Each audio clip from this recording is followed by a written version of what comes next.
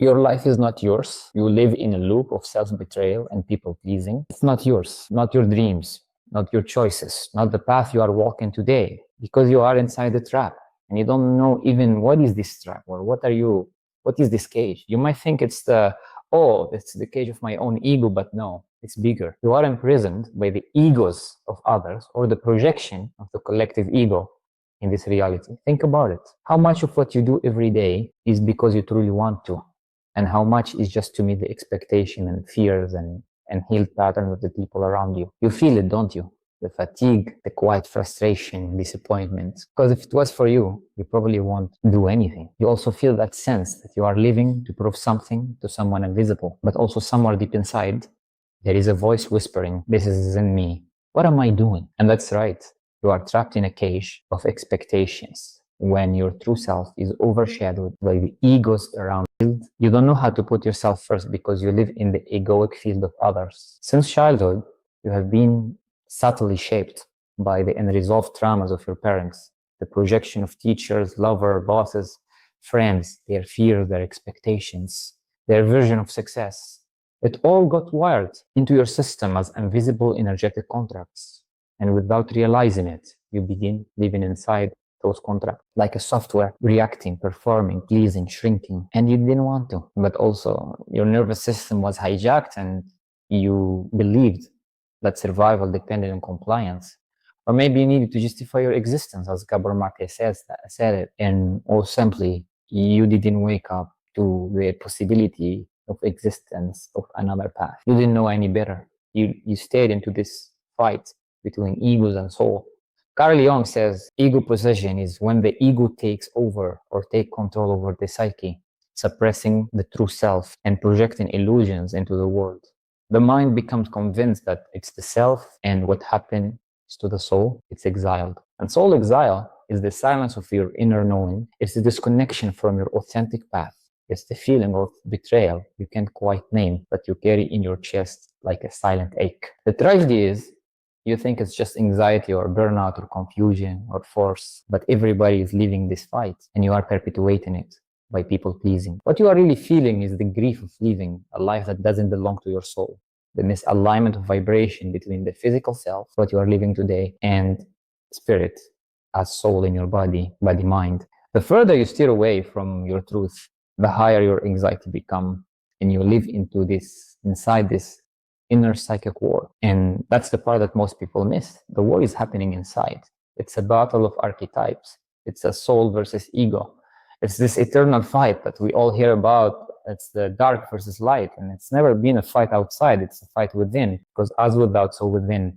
And it's also a split of energies, or an energetic distortion of masculine and feminine. The wounded masculine inside you shames you for not living up to someone else's definition of success. He says, you should do more, you should be more, you should be stronger, win at all costs, so he can finally think he made it to the top. He reached the top and he feels good about his masculinity. I am the alpha, and it's actually toxic. This is not true alpha. True alpha is very silent and present. The distorted feminine lures you into performance. She seduces you into self-betrayal, not out of love, but because she needs you to abandon yourself and your path. She can feel safe in the absence of assertiveness and direction, and she can dance to the sound of your mediocrity. Together, they form this codependent matrix that pulls you out from truth into survival. You become trapped into egoic roles you didn't even choose, identities you inherited, reactions that don't reflect your soul. They are all facades. The first time someone asked me, what does your soul want? It shattered something in my world. Because until then, I had only ever asked, what do they want from me? I was a performer in a stage play called Pleasing the World, and I couldn't put myself first, or the soul voice first. I was trying to become who I am not, and at the soul level, and I didn't even realize the curtain had never risen for my true self to speak its truth. So ask yourself today, or now, are my choices mine? Are my reactions authentic? Am I living in integrity with my soul, or in obedience to the wounds of others? Am I living inside the wound of someone else? Are the people around me the type of people I really want to include in my experience, or I must include to my experience? The moment you start asking these questions is the moment you wake up to the cage you accepted as fate, because ego cannot survive inquiry, and possession can not persist when the soul reclaims its seat. Don't be one of these other people, the one that are entrapped by ego and can't escape the egoic field of others. You don't need to become someone new. You need to remember you were born.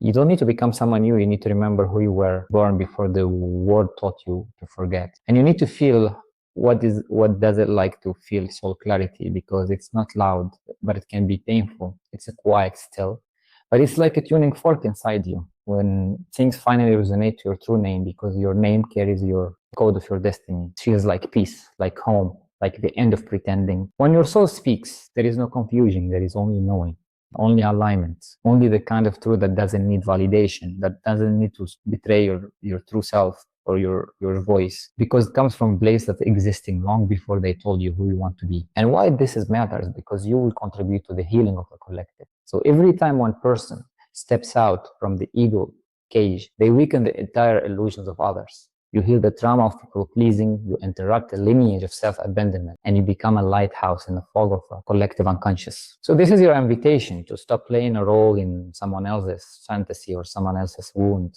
to stop betraying your soul for safety, to stop reacting from old programs that aren't even yours. They are just part of the egoic field of others. It's all projections over projections. So, and remember, you're not here to perform. You're here to embody. So you're not here to fit in. You're here to liberate. And the truth is, you always knew. You just needed someone to say it out loud or put it into words. And here I have done. So what you're gonna do with it? So take steps, ask questions, break contracts, and listen. Your soul is still there, waiting. And the moment you listen, that's the moment you remember, because you are never lost. You are only entranced. You betrayed your own voice.